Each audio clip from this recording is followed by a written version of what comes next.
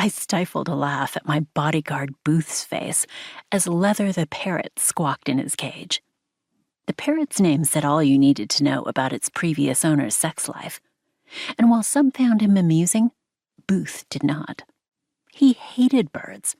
He said they reminded him of giant flying rats. One day he and Leather are going to get into it. Emma, the director of Wags and Whiskers, clucked her tongue. Poor Booth. I held back another laugh, even as I felt a small pang in my heart. Probably not.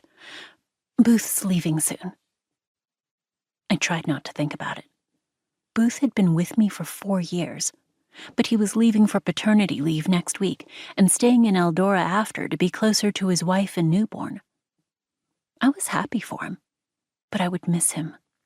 He was not only my bodyguard, but a friend, and I could only hope his replacement and I had the same rapport. Oh, yes, I forgot. Emma's face softened.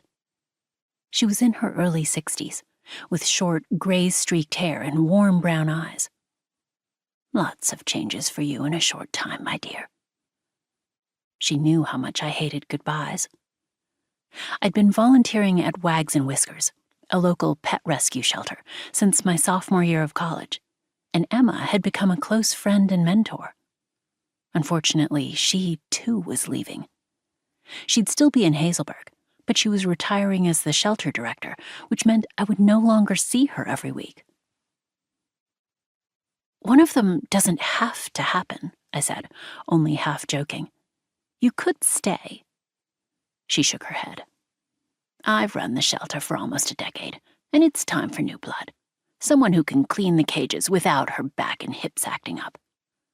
That's what volunteers are for. I gestured toward myself. I was belaboring the point, but I couldn't help it. Between Emma, Booth, and my impending graduation from Thayer University, where I was majoring in international relations, as expected of a princess, I had enough goodbyes to last me for the next 5 years. You are a sweetheart. Don't tell the others, but she lowered her voice to a conspiratorial whisper. You're my favorite volunteer. It's rare to find someone of your stature who does charity because she wants to, not because she's putting on a show for the cameras. My cheeks tinted pink at the compliment. It's my pleasure. I adore animals. I took after my mother in that regard. It was one of the few pieces of her I had left. In another life, I would have been a veterinarian. But in this life, my path had been laid out for me since before I was born. You would make a great queen.